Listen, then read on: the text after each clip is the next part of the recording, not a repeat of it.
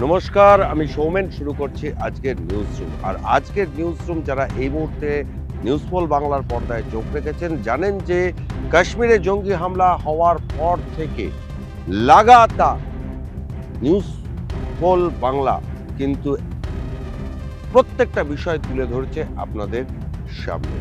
আর আজকের নিউজ রুমে যারা এই মুহূর্তে চোখ রেখেছেন বা সারাদিনের ব্যস্ততার ফাঁকে যারা গুরুত্বপূর্ণ খবরটা মিস করে গেছেন তাদের জন্য কিন্তু আজকে বিশেষ নিউজ রুম।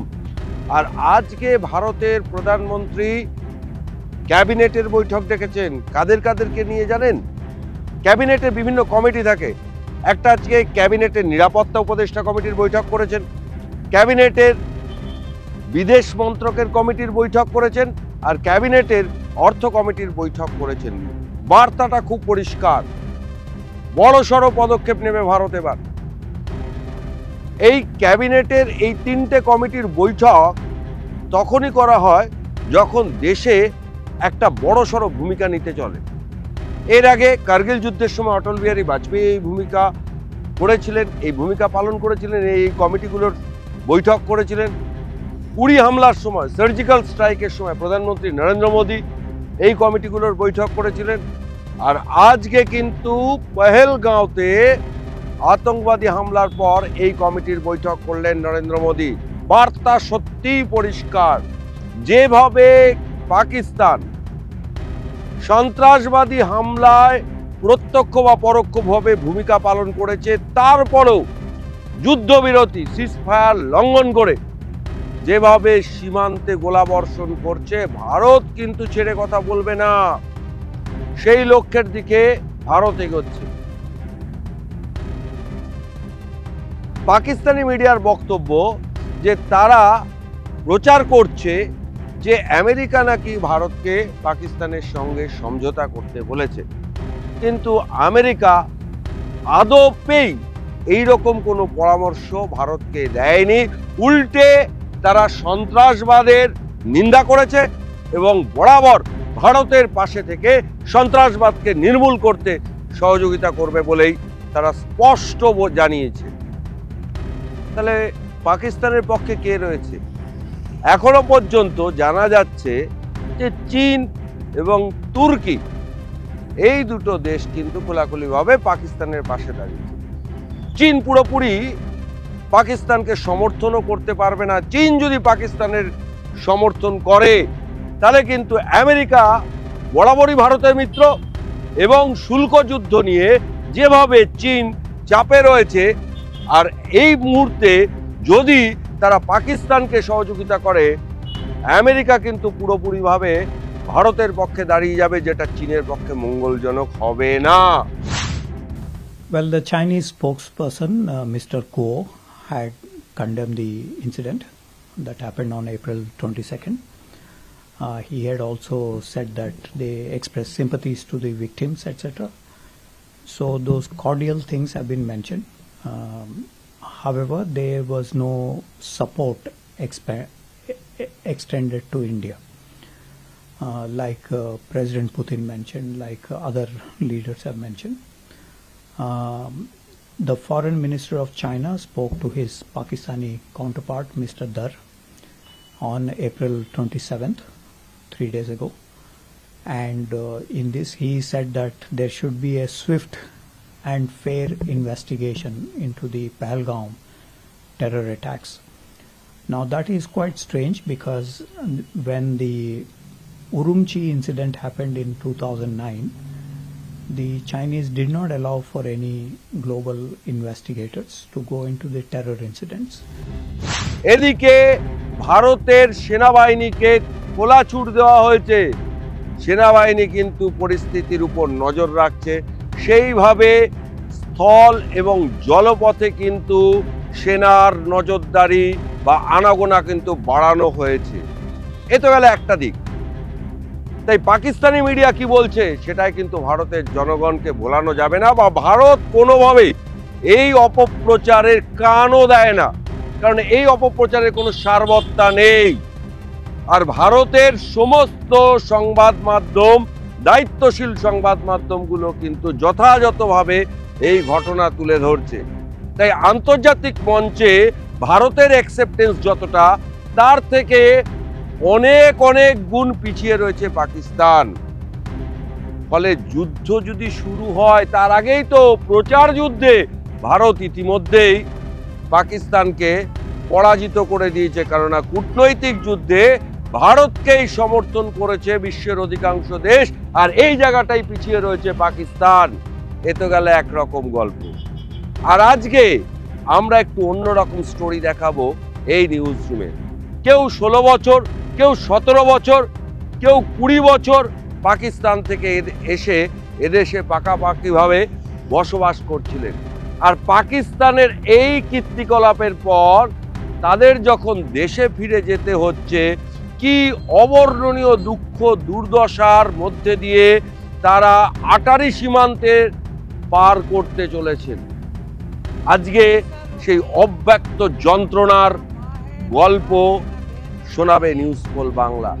শুনুন, যারা এদেশে ছিল, যারা এদেশে স্থায়ীভাবে বসবাস করেছিল, সাম্প্রতিক সেই পাকিস্তানের কীর্তিকলাপে তাদেরকে ভারত ছেড়ে যেতে হচ্ছে, কি বলছেন যাওয়ার পথে তারা, শোনাবো আপনাদের। कश्मीर में हमला हुआ, उसकी सजा हमें मिल रही है, आए समझ में। मुझे 41 साल हो गए हैं यहाँ, ना माँ है, ना बाप है, ना बहन है, ना भाई है, मेरा कोई ठिकाना नहीं है, मैं बेसहारा हूँ। ये तो हमें समझ नहीं आता, बोलता है इसको वापस जाना पड़ेगा। ये 84 में सर इधर आई है और इसका बाप यहीं का था, चाचा भी यहीं का था। वो पार्टीशन से पहले उधर गए थे और पार्टीशन जब हुई तो वो वहाँ रह गए। हमारे वालिद साहब यहाँ 80 में हम भी गए हैं अपने वालिद साहब के साथ। तो फिर 82 में मेरी शादी उधर हुई, मैं 7वीं में उस वक्त पढ़ता था। 82 में सर से हमारी शादी, 84 में ये आई है इधर। वो बोलता है यहाँ से निकलना है, आपका वीजा और पासपोर्ट खत्म हो गया है, आपको जाना है। दो दिन पहले हमें लेटर आई थी, फिर SHO साहब ने हमें थाने में बुलाया है, थाने से फिर लाइन में रात को रखा है। कल सुबह हम 8:15 बजे उधर से निकले हैं। कुछ नहीं कह सकते। मेरे इस टाइम पे जो मेरा थॉट प्रोसेस बिल्कुल काम नहीं कर रहा, मैं टोटली ब्लैंक हो गया हूँ। अभी मैं करंटली मैं परसू कर रहा हूँ अपना बैचलर्स इन कंप्यूटर साइंस, मेरा फाइनल सेमेस्टर चल रहा है। जून में मेरे एग्जाम्स थे, तो मेरे कुछ और प्लान्स थे कि एग्जाम्स खत्म करके मैं जॉब्स के लिए इंटरव्यू के लिए मैं प्रिपेयर कर रहा था। लेकिन अचानक से जब सब चीज होना, ठीक है, ये बहुत इफेक्ट करती है। तो मेरा इस टाइम थॉट प्रोसेस बिल्कुल डिस्टर्ब हो गया है। ठीक है, मेरे को नहीं पता रिएक्ट कैसे करना है, क्या है क्या नहीं। अब जो चीज वहां पे हुई, किसने करी, क्या है क्या नहीं, वो किसका हक बनता है? एजेंसीज का हक बनता है उनको अच्छे से रिसर्च करके डीप उनका वो एनालाइज करके उनका आउटपुट देना। हम तो उसमें कुछ नहीं कर सकते ना। हाँ, हमें रिपोर्ट किया, हमें फोन किया था नीचे पुलिस स्टेशन उड़ी से, बोला कि आप आ जाओ नीचे थाने में। तो हम लोग आगे सीधा जी, यहाँ का नहीं बना हुआ हमारा पासपोर्ट, हम ऐसे पाकिस्तानी नेशनल्स वहां से पासपोर्ट अप्लाई करके थ्रू लीगल तरीके से आए थे हम। ठीक है, हम यहाँ पे 17 सालों से, हम 2008 में आए थे, 24/11/2008 में। तो हमने विद इन 15 डेज यहाँ पे आते ही हमने वीजा स्टे करवाया था। तो उस टाइम पे स्टेटहुड भी था, ठीक है, तो इनका अपना ये था। तो उसके बाद अचानक से जब चीज होना समझ नहीं आ रही कैसे करेंगे। मुझे यहाँ 40 साल हो गए भैया, 40 साल से मैं यहाँ रह रही हूँ। मेरे बच्चे 3 हैं, तीनों की शादियाँ मैंने की है। पढ़ा इन्होंने इधर ही है, मोदी नगर में पढ़ा है, बाकी दिल्ली से पढ़ के आए हैं। बेटा बाहर है, वो फॉरेन एक्सचेंज भेज रहा है इनको, हमारे हर तरफ से इनको फायदे हैं। तो हमने क्या खता की है कि हमें इतनी सख्त सजा दे रहे हैं? ये मासूम बच्चे सफर में इन्होंने इतना अजाब उठाया कि हमने कुछ नहीं खाया है। वो देखो, मैं 72 साल का आदमी हूँ, मैं अब मफलूज हूँ एक लिहाज से। आप देखिए मेरी उम्र क्या है, मुझे खाना पके। बीवी जो है ये भी बेचारी 17 साल की है, बहू है जो हमें खाना पका के देती थी, वो उसको भी निकाला। अब घर तो लाख पर बढ़ गया, जला उस मकान को, मुझे हमें गोली मार, बात खत्म। শুনলেন তো মানুষগুলোর কি অব্যক্ত যন্ত্রণা রয়েছে, যারা এই দেশ ছেড়ে যাচ্ছেন, যারা এই দেশকেই ঘর বাড়ি ভেবে এই দেশের সুখেই যারা সুখী ছিল, এই দেশের দুঃখেই যারা দুঃখী হয়েছিল, তারা আজকে নির্মম যন্ত্রণার মধ্যে দিয়ে সেই জন্মভূমি পাকিস্তানে ফিরে যাচ্ছে, যা তারা মোটেও পছন্দ করছে না। কাজেই পাকিস্তান রাজনৈতিক, অর্থনৈতিক, মানবিক কোনো ক্ষেত্রেই কিন্তু ভারতের সঙ্গে যুঝে উঠতে পারছে না। আর গতকালও আমরা দেখিয়েছিলাম কাশ্মীর উপত্যকায় পা রেখেছিল নিউজ পোল বাংলা, চাপ্পা চাপ্পা ঘুরে বেরিয়েছে কাশ্মীরে। নিউজ পোল বাংলার ক্যামেরা যখন কাশ্মীরে চলছিল তখন কিন্তু সেখানকার জনগণ থেকে সাধারণ মানুষ, ব্যবসায়ীরা একযোগে যেভাবে এই হামলার নিন্দা করেছে, যেভাবে পাকিস্তানকে গালমন্দ করেছে, তাতে কিন্তু বার্তাটা খুব পরিষ্কার, সাবধান পাকিস্তান, আর এগিয়েও না। মিথ্যা দিয়ে যে বালির প্রাসাদ তৈরি করেছো, তোমার সেই বালির প্রাসাদ এবার সত্যের ঝড়ে ভেঙে চুড়ে চুরমার হয়ে যাবে।